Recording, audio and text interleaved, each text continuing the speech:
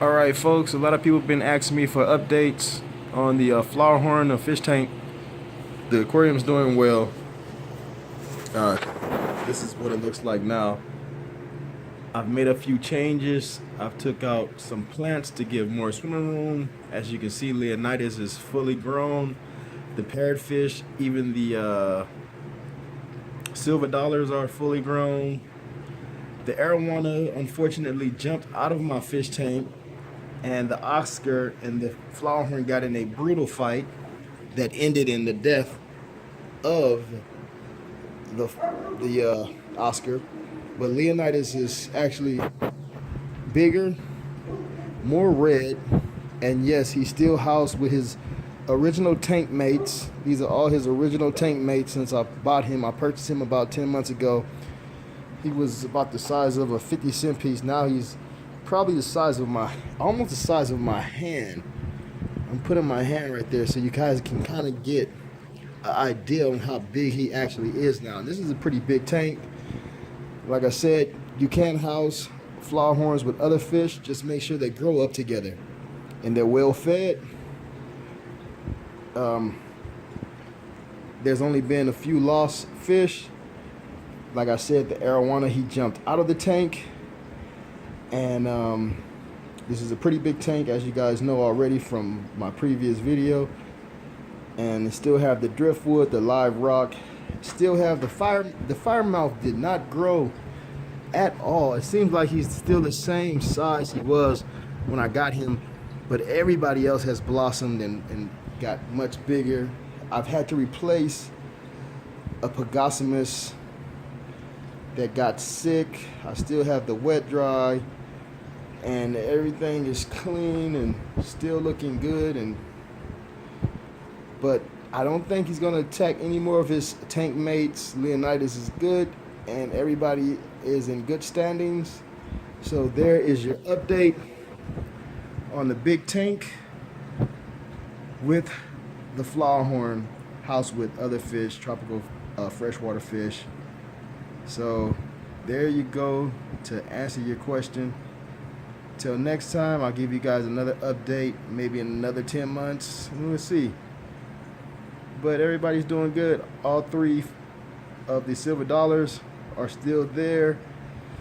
The tiger loach is still there.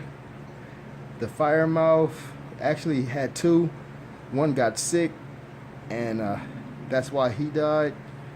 But everybody else is pretty healthy. And you know, sometimes you just lose fish and you don't know why.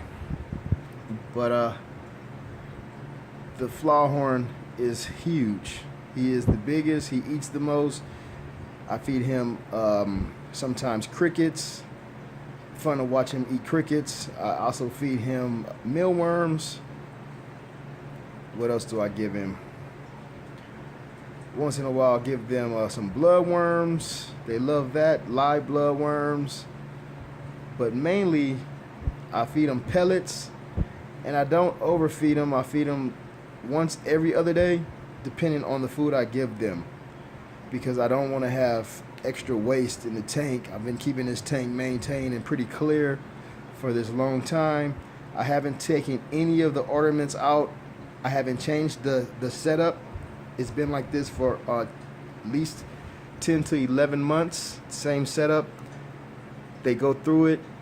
They like the hiding spaces and the tunnels and the holes, and they can get away from Leonidas when sometimes he acts out and he chases the fish. But there's so much hiding spaces that the guys never really get, damaged.